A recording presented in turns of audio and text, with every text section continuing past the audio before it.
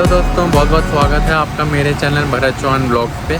और इस बार मैं आपको लेके चल रहा हूँ उत्तर प्रदेश के बहुत ही खूबसूरत शहर आगरा, और साथ ही हम देखेंगे वर्ल्ड फेमस ताजमहल। दोस्तों, मैं जा रहा हूँ दिल्ली से आगरा यमुना एक्सप्रेस वे से, और लगभग 3 घंटे का सफ़र रहता है ये, और आधे रास्ते में पहुँच गया हूँ। चलिए चलते हैं। दोस्तों, अगर आप भी मेरी तरह अपनी पर्सनल गाड़ी लेके दिल्ली या नोएडा से आगरा जा रहे हैं तो ये यमुना एक्सप्रेस वे सबसे अच्छा ऑप्शन है। यहाँ तक पहुँचने में 500 रुपये के आसपास टोल लगता है, और रास्ते में आपको पेट्रोल पंप, रेस्टोरेंट, ढाबे हर टोल बूथ के पास मिल जाते हैं। इस एक्सप्रेसवे को बहुत अच्छे से मेंटेन भी किया गया है।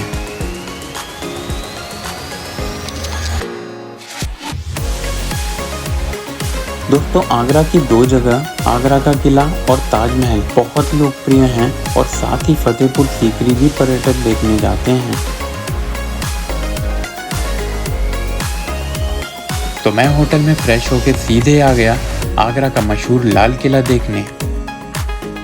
यहाँ आपको अमर सिंह गेट के पास ही पार्किंग की सुविधा मिल जाती है। तो दोस्तों, होटल से तैयार होकर मैं सीधे आ गया हूँ आगरा के रेड फोर्ट, और अब इसके अंदर हम जाएंगे और देखेंगे कैसा है। तो चलिए चलते हैं। दोस्तों, आगरा फोर्ट या आगरा का किला परंपरागत रूप से बादलगढ़ नाम से प्रसिद्ध था। ये किला शुरुआती सालों में ईंटों का किला था जो सिकरवार वंश के राजपूतों के पास था। तो दोस्तों, अब ये जो मेरे पीछे दिख रहा है ये मेन गेट है। अंदर आते ही हमको दिखता है ये बड़ा दरवाजा, जिसके कुछ दूरी पर एक और दरवाजा है जो थोड़ा छोटा है। इसका शुरुआती विवरण 1080 में आता है, जब महमूद गजनवी की सेना ने इस पर कब्जा किया था। इसके बाद 15वीं सदी के उत्तरार्ध में चौहान राजपूत शासकों ने इसे अपने अधिकार में ले लिया। 15वीं सदी के आखिरी दशक में सिकंदर लोदी का यहाँ कब्जा हुआ और उसने इसे भारत की राजधानी बनाया। 1526 में मुगलों ने लोदी शासकों को पराजित कर इस किले पर अधिकार कर लिया और यहीं से शासन करने लगे। अबुल फजल के अनुसार जब अकबर 1558 में यहाँ पहुंचे तो किले की बहुत बुरी हालत थी। अकबर ने इस किले को बलुए पत्थर से पुनर्निर्माण करने का आदेश दिया, और लगभग 8 सालों में यह बनकर तैयार हुआ। ये किला यमुना नदी के किनारे अर्धवृत्ताकार योजना यानी कि सेमी सर्कुलर आर्किटेक्चर में बनाया गया है। 1983 में यूनेस्को ने इस किले को विश्वदाय स्मारकों की सूची में शामिल किया है। इस किले की विशेषता चौड़ी गहरी खाई है जो चारों तरफ बनाई गई थी। इस किले में 4 प्रमुख दरवाजे हैं, जिसमें दक्षिण की तरफ दरवाजे को अमर सिंह गेट कहा जाता है, और इस समय यही गेट पर्यटकों के लिए खुला रहता है। उत्तरी दरवाजे का नाम दिल्ली दरवाजा है। इन दोनों दरवाजों में उठने वाले पुल का प्रावधान है। बाकी 2 दरवाजे हाथी दरवाजा और खिजर दरवाजा था। खिजर दरवाजा नदी की तरफ खुलता था। इन चारों दरवाजों में दिल्ली गेट सबसे बड़ा दरवाजा है। इसके अंदर आते ही यहाँ पर हमें दिखता है एक बड़ा सा चौक, जहाँ पुराने जमाने में लोग इकट्ठा हुआ करते थे। इस चौक की दाईं तरफ चलते ही खास महल दिखाई दिया। यहाँ से शाही कमरे दिखने शुरू हो जाते हैं।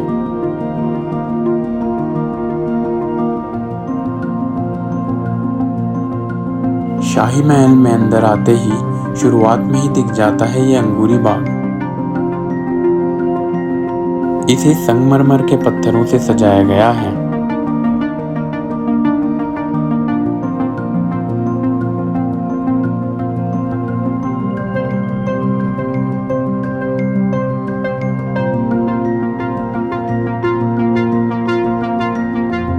इसके दाईं तरफ थोड़ा आगे चलते ही रखा है ये गजनी गेट या सोमनाथ गेट। इसके बारे में ये कहा गया था कि ये गेट गजनी द्वारा सोमनाथ मंदिर से लाया गया था, पर बाद में ये कहानी गलत निकली, और इस गलत कहानी के पीछे ब्रिटिशर्स का हाथ था।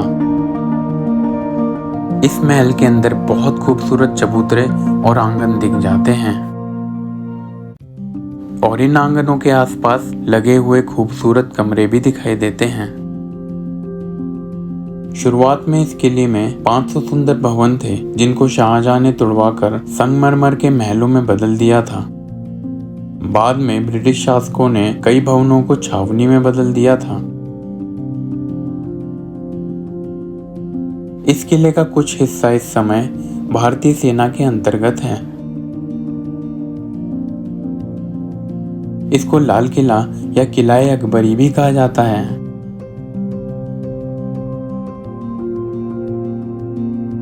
इन आंगनों को पार करते हुए आगे बढ़ते ही दिखाई देता है ये शाहजहानी महल। यह इमारत इस किले में शाहजहां द्वारा बनाई गई पहली इमारत थी और सफेद संगमरमर के खास महल और लाल पत्थर के जहांगीरी महल के बीच में बनाई गई थी।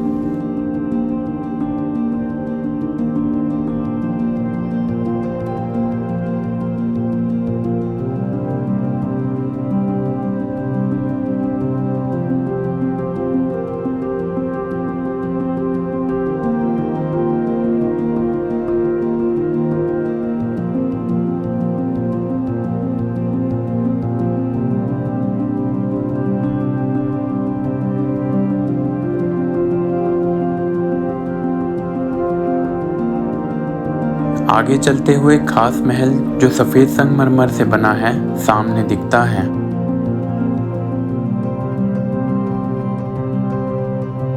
ये खास महल शाहजहां की आरामगाह होती थी और इसके सामने है ये खूबसूरत अंगूरी बाग।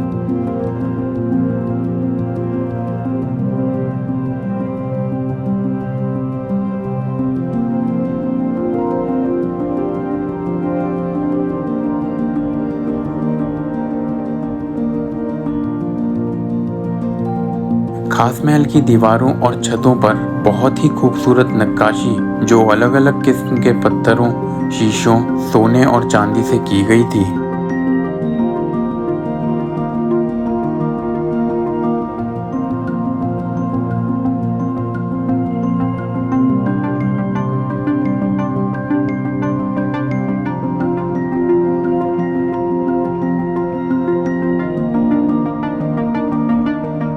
इसकी दाईं तरफ है जहांआरा महल।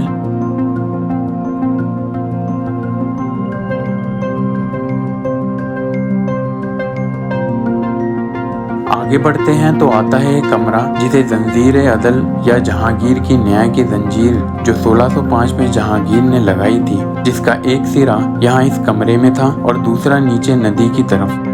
जहांगीर की ऑटोबायोग्राफी में उसने बताया है कि ये जंजीर उन लोगों के लिए लगाई गई थी जिनको कहीं भी इंसाफ नहीं मिलता था या इंसाफ में देरी होती थी।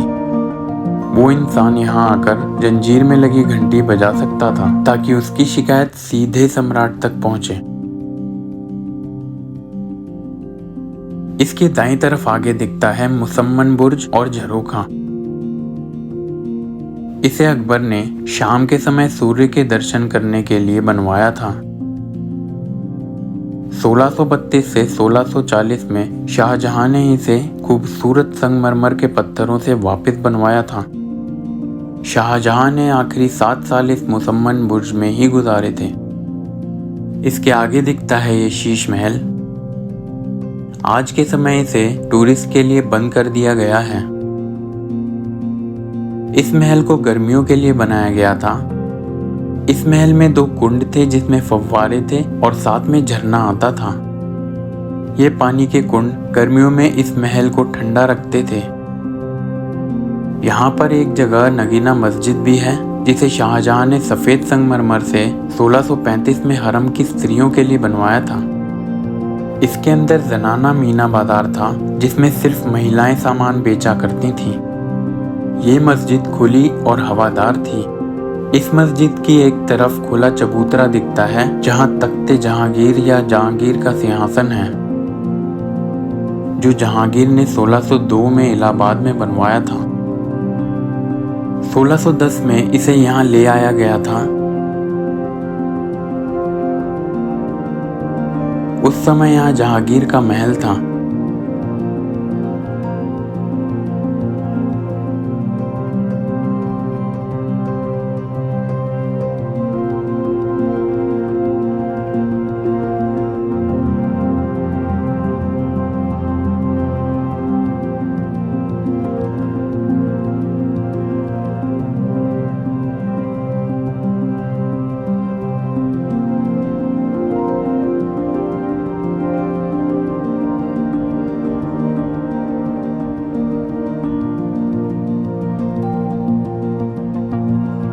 इसके ही बराबर में ही एक मीना मस्जिद भी है, जिसे शाहजहां ने अपने व्यक्तिगत उपयोग के लिए बनवाया था।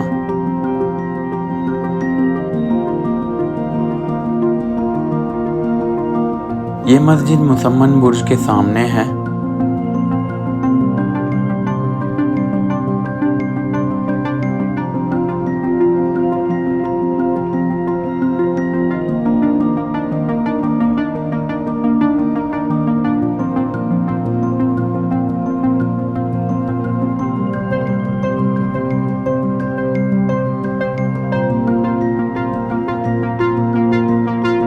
अब यहाँ से निकलकर हम आ गए महल के बाहरी बाग में, जो है दीवाने खास। यहीं पर शाहजहां का सिंहासन था, जिसे तख्ते ताऊस या मयूर सिंहासन भी कहा जाता है, और यहीं पर राजा सभी उच्च पदों पर बैठे लोगों के साथ जरूरी सलाह मशवरा करते थे।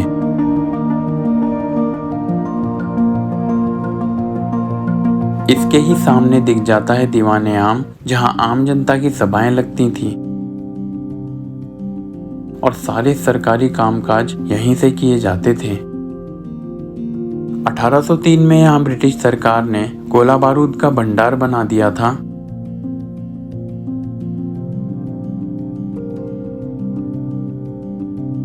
यहाँ एक ब्रिटिश तोप भी पर्यटकों के देखने के लिए रखी गई है।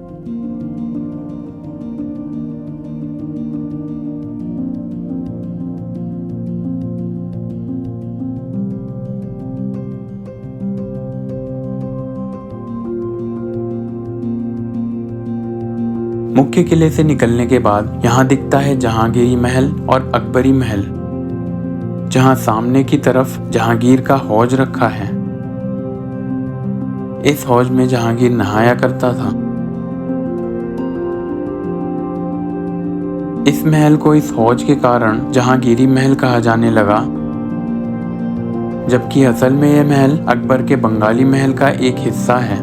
बंगाली महल भी लाल बलुआ पत्थर से बना है और अब दो भागों में है, अकबर महल और जहांगीरी महल।